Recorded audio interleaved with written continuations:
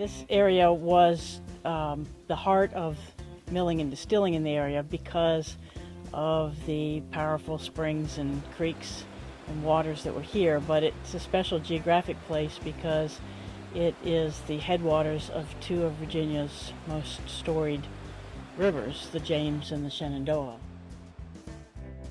Brownsburg is here because all these things came together and the early settlers recognized that this was a prime spot. Brownsburg, it was settled and it was a thriving community. People quit what they were doing in many instances and devoted their time to milling and distilling.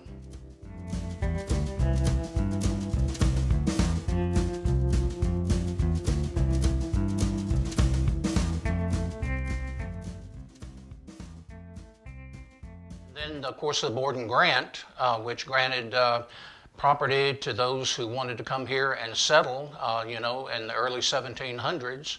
And such was the case with Brownsburg and the surrounding Brownsburg community. And there were so many of those Scotch-Irish Presbyterians that settled here that this area was called the Irish Tract. So the valley wasn't settled until the very late 1720s, and by the time of the 7 Years' War, so the 1750s or so, they're switching over to wheat. There's demand for wheat that begins to emerge in that period. One historian has referred to this as the age of grain. He talks about Virginia's age of grain. And he points out that the age of grain really died around the turn of the century, that is to say 19th to 20th century.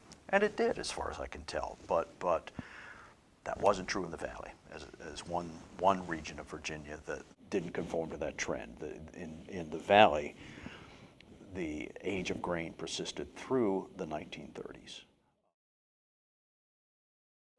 When this town was in its heyday, the major transportation of the country were turnpikes. The road out in front, now 252 of the Brownsburg Turnpike, became the main route between Stanton and Lexington. And it was a very vibrant community. Time marches on, transportation changes. A canal was developed in Lexington. The railroad came through and didn't come through Brownsburg. Eventually you get Route 11 that's developed into a major turnpike and passes this place by. Interstate 81. It didn't stop being Brownsburg, it just got bypassed on the main path.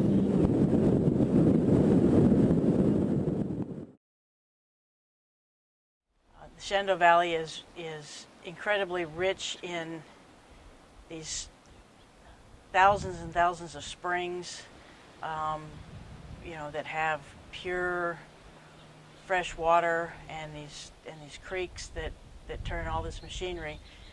But right in the area where we are, southern Augusta County and northern Rockbridge in particular, it's a significant geographic point because the springs are the headwaters of the rivers, where the rivers begin. You should think of the valley as being composed of this network of transportation linkages whereby roads are connected to waterways, and just situated throughout this network then are mills.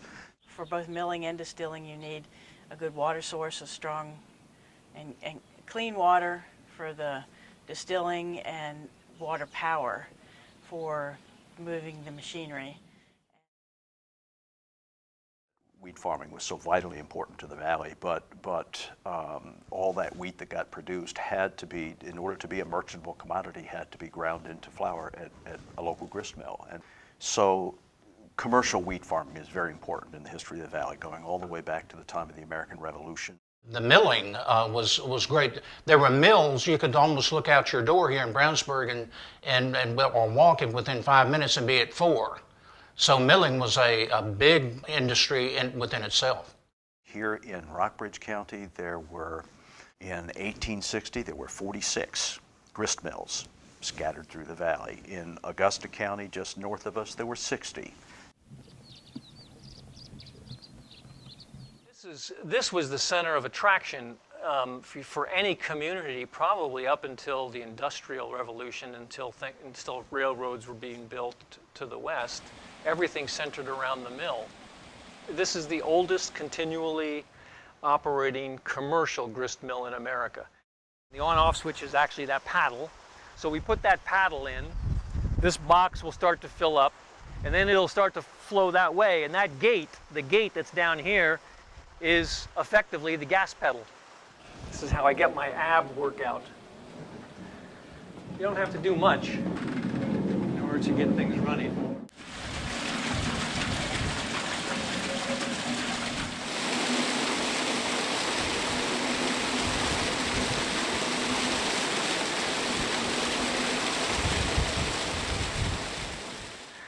I get a lot of corn flour, and I can sell a little bit of this, but this is what goes into making bourbon. And so that goes into a vat and gets fermented. And so that is what somebody 150 years ago had, they would take their byproduct and make liquor out of it. Back in the heyday, so this is before Prohibition, they would have been selling half, 50-50. Into the distilling and alcohol producing industry, and some into the local baking and food production. They're so lucky to have that functioning grist mill, because there aren't many of them in the valley.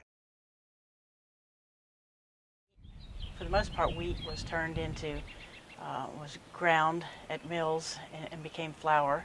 It was then shipped from here to Richmond and then all around the world. The other product was also a grain product, but that was in liquid form, and that was whiskey. The first settlers go back to the early 1700s, and you start seeing stills in the very first inventory. So it was here from the very beginning, just like milling was here from the very beginning. This was a skill that was brought with the dominant settlers that came into the valley here.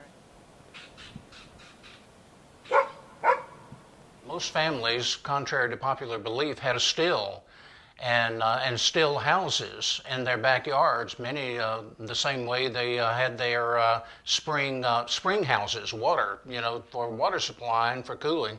But the grain was done, crushed at the mills, and they created their liquor, if you will, at their own still houses, and it was stored there. America as a whole drank a lot of alcohol, but for the most part in the rest of the country it was rum that came out of the Caribbean and the Triangle trade. But here in the valley of Virginia, the drink of choice became whiskey because they could make it here, and many of the local farms had stills at their farm, and some of those rose up to the level of commercial production. Limestone rich soil is the soil that grows good grain. So the soil and the water are all tied together intimately, and that's what gives you the ability to have this rich distilling and milling industries. It's just mind-boggling to think that the whiskey that was distilled here and the flour that was ground here wound up in the gold fields of California. Went on a ship out of Richmond, would have gone all around the tip of South America to California, and the California 49ers, when they made their sourdough bread and drank their whiskey after a hard day's panning for gold, were connected right here to Brownsburg and the Shenandoah Valley. Because of the settlement that happened here and the growth of places like Brownsburg, all of a sudden what happened here blossomed into the American movement of moving west, and this wasn't the back country anymore, it was the frontier. America turned around and faced west. But it is America's story, and so they can get a little bit of their own history and learn a little bit about how America came to be what it is today by looking at the Brownsburg Museum.